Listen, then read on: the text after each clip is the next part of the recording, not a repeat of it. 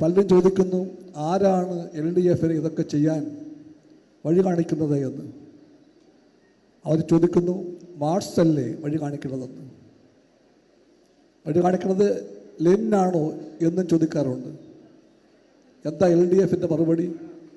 ഇതെല്ലാം ചെയ്യുമ്പോൾ, ജനങ്ങളെ ജീവിതത്തിൻ്റെ പുതിയ വിജയങ്ങളിലേക്കും നേട്ടങ്ങളിലേക്കും എത്തിക്കുമ്പോൾ LDF-ന് വഴി കാണിക്കുന്നത് തീർച്ചയായിട്ടും മാർക്സും ലെനിനും ആണ്. പക്ഷേ അവർ മാത്രമല്ല ഞങ്ങളെ വഴി കാണിച്ചത് ഈ പ്രവാചകനാണ്. അദ്ദേഹം പറഞ്ഞു, സത്യവിശ്വാസി, നീ ആഹാരം കഴിച്ച് ഉറങ്ങും മുമ്പ് ഒരു കാര്യം ചുറ്റുമുള്ള എല്ലാവരും കേൾക്കെ വിളിച്ച് ചോദിക്കണം, ആരെങ്കിലും ഭക്ഷണം കഴിക്കാൻ ബാക്കിയുണ്ടോ എന്ന്. ചുറ്റുമുള്ള എല്ലാവരും ആഹാരം കഴിച്ചുവെന്ന് ഉറപ്പാക്കിയിട്ട് നീ ആഹാരം കഴിക്കാവൂവെന്ന് അദ്ദേഹം പറഞ്ഞു. ആ ഉദ്ബോധനം ഞങ്ങൾ മറന്നുപോയിട്ടില്ല. ഞങ്ങളെ ആ പ്രവാചകൻ്റെ വചനങ്ങൾ വഴി കാണിച്ചിട്ടുണ്ട്.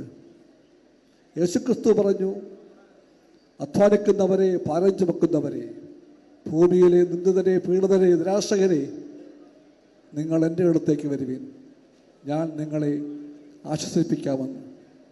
ആ ആശ്വാസം ഭക്ഷണമാണ്, ജീവിതമാണ്. അതാണ് ക്രിസ്തുവിൻ്റെ വാഗ്ദാനം.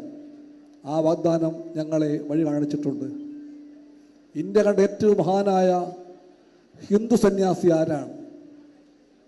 ആ ചോദ്യം ഉന്നയിച്ചാൽ സാമാന്യബോധമുള്ള ഒരു ഹിന്ദു പറയും, ആ സന്യാസി സ്വാമി വിവേകാനന്ദനാണെന്ന് പറയും. ആ വിവേകാനന്ദ സ്വാമി അദ്ദേഹം എപ്പോഴും പറയുമായിരുന്നു, വിശക്കുന്നവൻ്റെ മുമ്പിൽ ദൈവം അവതരിക്കുമെങ്കിൽ ദൈവം വരേണ്ടത് ഭക്ഷണമായിട്ടായിരിക്കണമെന്ന്. LDF-നെ ആ സ്വാമി വിവേകാനന്ദൻ വഴി കാണിച്ചിട്ടുണ്ട് എന്ന കാര്യം മറച്ചു വെക്കുന്നില്ല. അതുകൊണ്ട് എല്ലാ മതങ്ങളിലെയും മനുഷ്യസ്നേഹ മൂല്യങ്ങളെ, മനുഷ്യപക്ഷ നിലപാടുകളെ എല്ലാത്തിനെയും മാനിക്കുന്ന പക്ഷമാണ് ഇടതുപക്ഷമെന്ന് വ്യക്തമാക്കാൻ വേണ്ടിയാണ് ഞാൻ ഈ കാര്യം പറഞ്ഞത്.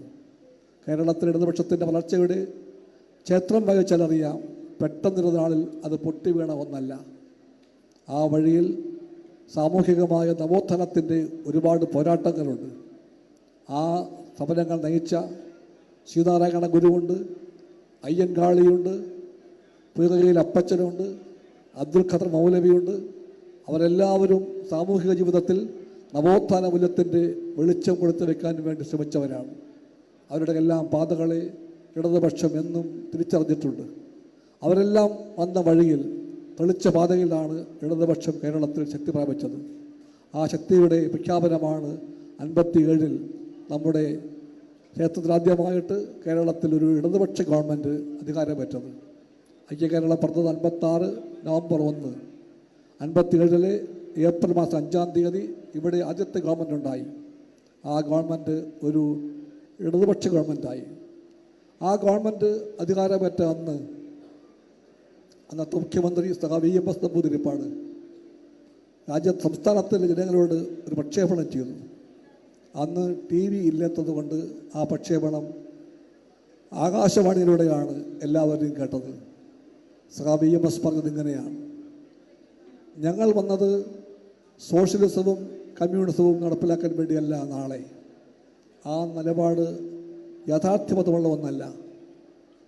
ഞങ്ങളെത്തിയത് ദേശീയ പ്രസ്ഥാനത്തിൻ്റെ വാഗ്ദാനങ്ങൾ നടപ്പിലാക്കാൻ വേണ്ടിയാണ്.